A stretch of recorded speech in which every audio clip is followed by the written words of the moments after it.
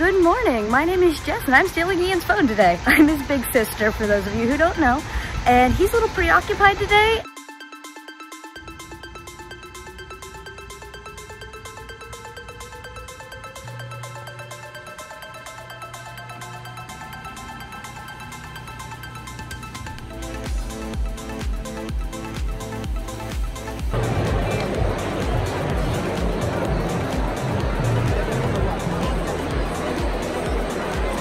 I'm gonna go run around Disney and I think you'd rather be with me than him, so I'm gonna take you with me on my big day out. I started my day by taking Disney's monorail. The monorail is a free transportation system here at Disney that connects between several resorts. It also connects Epcot and the Magic Kingdom. It's typically a quick and efficient way to get around the Disney property. You also get to experience some pretty cool views on your travels. My first stop is at the Contemporary Resort Hotel. The Contemporary Resort Hotel is a modern-styled hotel themed with the Pixar's Incredibles on the inside. The main building, the Contemporary Tower, is a massive A-frame design with reverse staircasing floors going up either side of the building. There's a lot to see here at the Contemporary Resort, but the first place I want to visit is tucked away from the main thoroughfare and hustle and bustle of tourists. Okay, so bear with me, I'm a bit of a history buff here. I had to come find Ballrooms of America Ballroom B while I was here in the Contemporary Resort Hotel. Now this may seem odd because it's just a hotel convention center room. However, it plays a very big part in American history. This ballroom right here is where President Nixon gave his famous "I am not a crook" speech in the middle of the Watergate scandal. Now that scandal in the 70s led to the only resignation of a United States president, and it all started right here in this ballroom. Our next couple of stops are going to include many different shops here at the Contemporary Resort, including Bayview Gift Shops, aka BVG, the Fantasia Market, and of course, Chef Mickey's.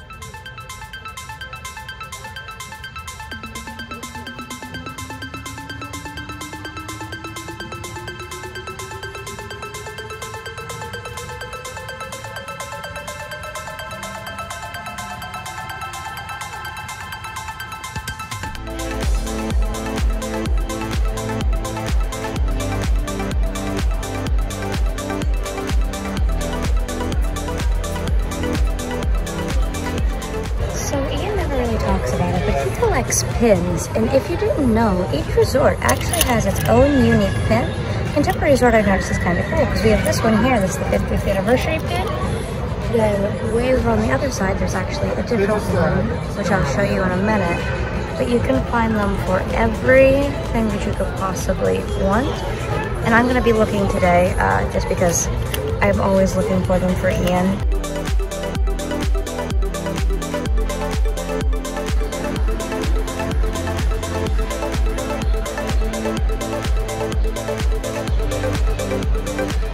I just left the Contempo Cafe, got myself a retailer drink. That is their quick service over there. Not very busy right now. I took some video of all the cupcakes that they have that are unique to this particular place. But I think that is the end of my time here in the Contemporary, and we're gonna head over to the Grand Floridian.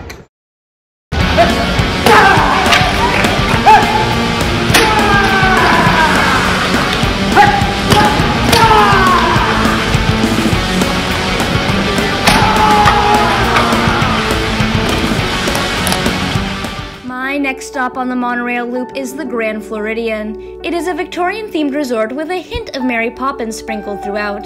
At the time of the filming of this video in July of 2023, Grand Floridian is under a good bit of refurbishment, so there is quite a bit of construction barriers around the resort right now. There are many wonderful shops that are all throughout the Grand Floridian, but my first one was the M. Mouse Mercantile, the quote-unquote House of Mouse. It's quite a small store though, so it did not take me long to go through it, and I moved on to Basin White, which is a unique and colorful fancy soap store. I spent a lot of time in this shop as I like a lot of these fancy soaps and bath bombs. If you've ever heard of the store Lush or been inside of it, it is a very similar concept, but catering to those of us who are more inclined to the Disney theming of things.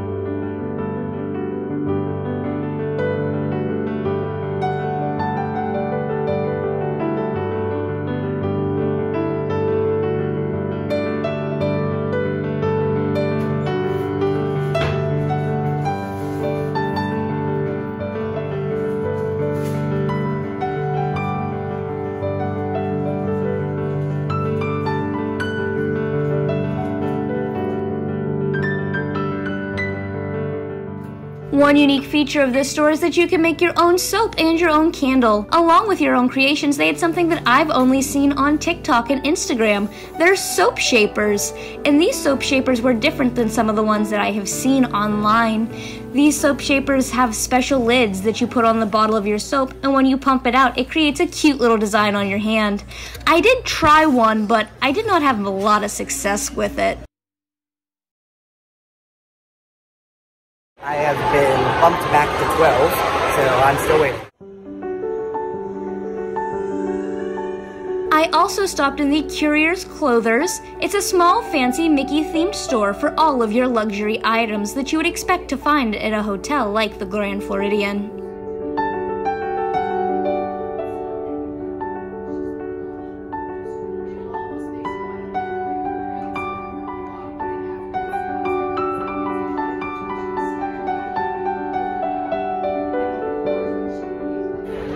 Are more of the construction walls inside the Grand Floridian. It looks like Victorian Albert's is being reimagined, which is why there is all of these construction walls up. There is a warning saying that in the middle of the day you will hear construction sounds, although while I've been here I have not heard any. I would love to see what this looks like whenever there isn't construction. I haven't been here since I was about 10 years old, but you can see all those balconies are blocked off at the moment as well. This will be really, really beautiful once it's all put back together, and I wish I could have seen it like that, but it's still a very, very beautiful hotel the way it is. It's still quite a beautiful resort nonetheless. All of these buildings are done in a very beautiful style, and it still has all of the amenities open.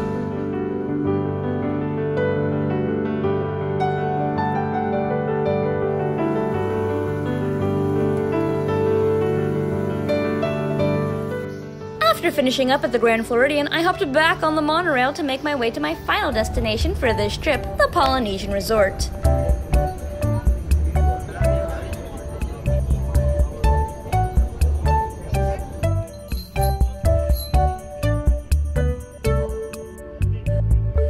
I've got to pause again here at the Polynesian Hotel to talk about another history fact.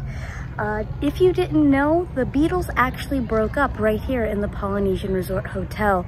John Lennon signed the paperwork that officially dissolved the band while staying in one of these rooms. Disney's never confirmed which room it is, but they presume it's one here on the bottom floor because he did like going to the swimming pool, at least from what I was reading.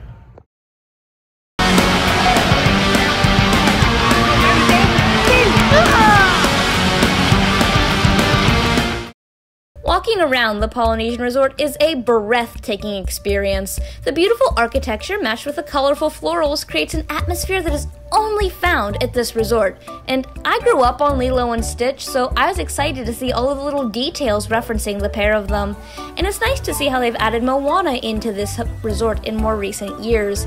And guys, this swimming pool is one of the coolest ones that I saw throughout all of the resorts that I visited on this trip with Ian and our family.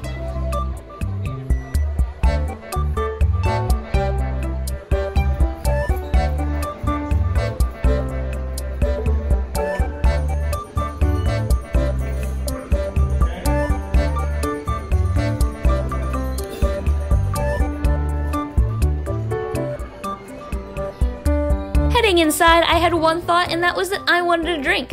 And you have a couple of different options to eat here at the resort, including Captain Cook's, Trader Sam's Grotto, and Ohana's, which is a little bit more on the high-end side.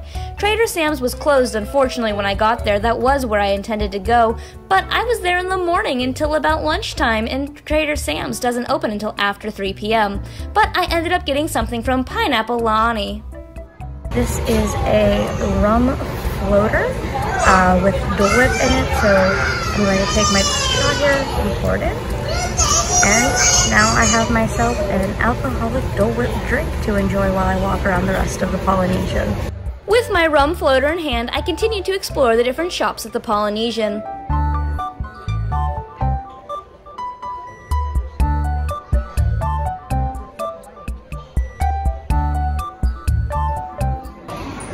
I don't know if the camera's gonna let you see this, but this store is called Boutique. There we go. Something interesting with their gift shops is that you can get Ulani merchandise. Ulani is the Disney's Hawaiian resort, and I love the Mickey ears that they had from Ulani inside of the gift shops.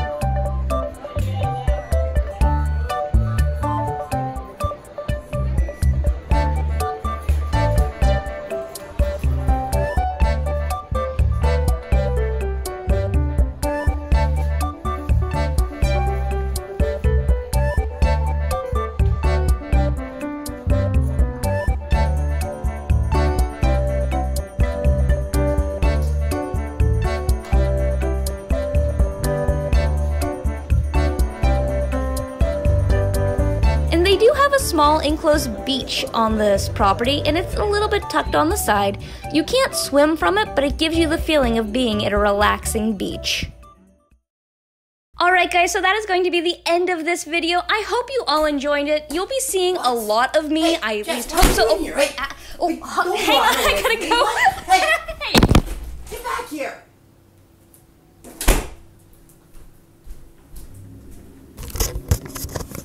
What's all this?